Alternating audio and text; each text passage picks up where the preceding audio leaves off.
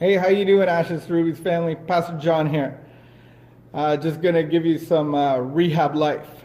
This video is really about a question that my mentor asked me, and I was going into a board meeting, and earlier in the day he proposed a question to me for me to teach a small devotional, lead a small devotional at the beginning of the board meeting, and he said, "Hey, John, when do you know when it's time to stop helping someone?" And I thought for a minute, man, what's the answer? Give me the answer. I don't know. I have a lot of hard relationships in my life right now. And when do you stop helping somebody? When do you know that really your help isn't being valued? So how do you know when to stop helping someone? So he led me with this Bible verse out of Matthew 7. And verse 6, it says, "Do not give dogs what is sacred. Do not throw your pearls to pigs. If you do, they may trample them under their feet and then turn and tear you to pieces." And when people don't, take your help or all the things that you've inconvenienced yourself to help someone else, it feels like you're being torn to pieces. And so how do we help those that want help, and how do we, not to waste our time, but how do we use the valuable resources that we've been giving to help other people? I think that in this Bible passage, it's saying pigs don't appreciate or don't understand the value that you're trying to give them. And so, when do you stop helping someone? So interestingly enough, in verse 1 of Matthew 7, it says, "Do not judge. Do not judge, or therefore you will be judged." Don't look at the log in your brother's eye. Don't look at the speck in your brother's eye until you deal with yours. And so it's actually saying don't judge. So how do you know, if you can't judge, how do you know not to help someone? How do you know when to stop? Because don't you have to judge that? So I kind of looked into that word and the meaning behind that word, and it's a Greek word called krito, and it actually means don't criticize.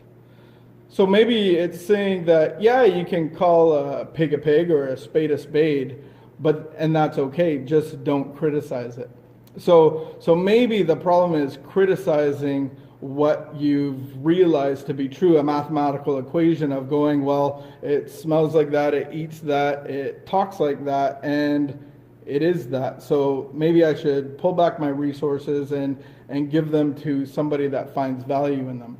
The other thing was in verse 15 in that chapter 7, we read that, watch out for false prophets. And how do you know a false prophet? By their fruit. We got to judge again.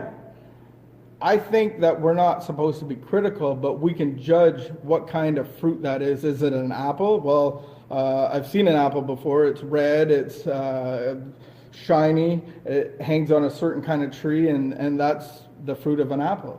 So when we look for fruit, we're looking for people that are doing the things that they're supposed to do to get the help that I want to give them. I look at maybe my responsibility is to enable somebody to make a decision to get help. Maybe it looks like setting up a rehab center, or setting up Life Lab, giving them something to decide to do and then a commitment to follow through with.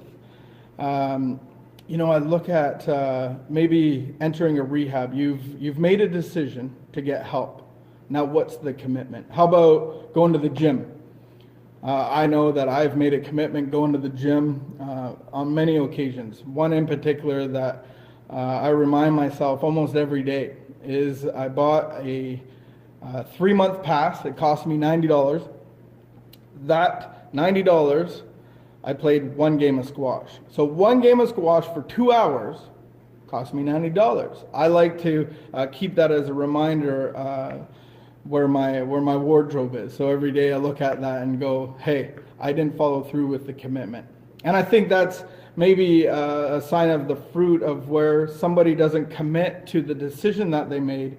Maybe that's when you draw back your resources. Maybe that's when you stop helping them.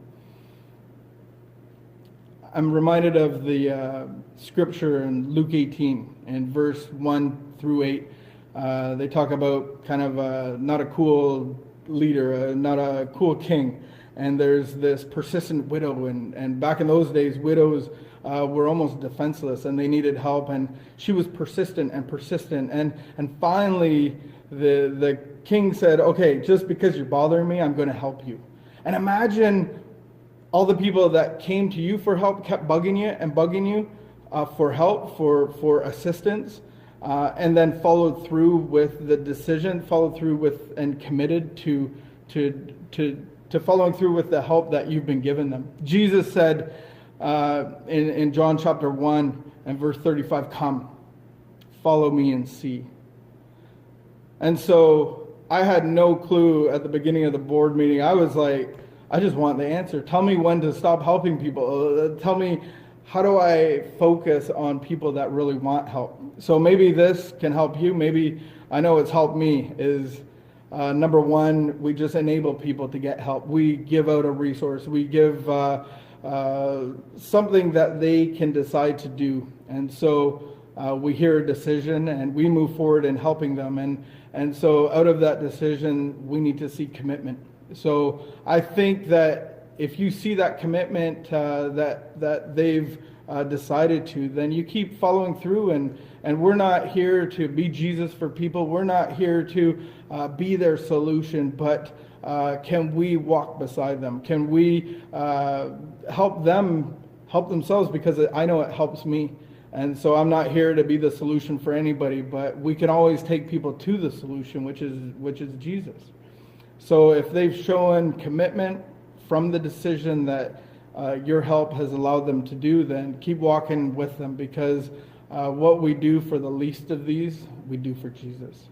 So maybe that's helpful, maybe it's not, but I know it's helped me with some decisions that I've had to make. So, all right, take care. Ashes to Ruby's family. We'll talk to you soon. Bye.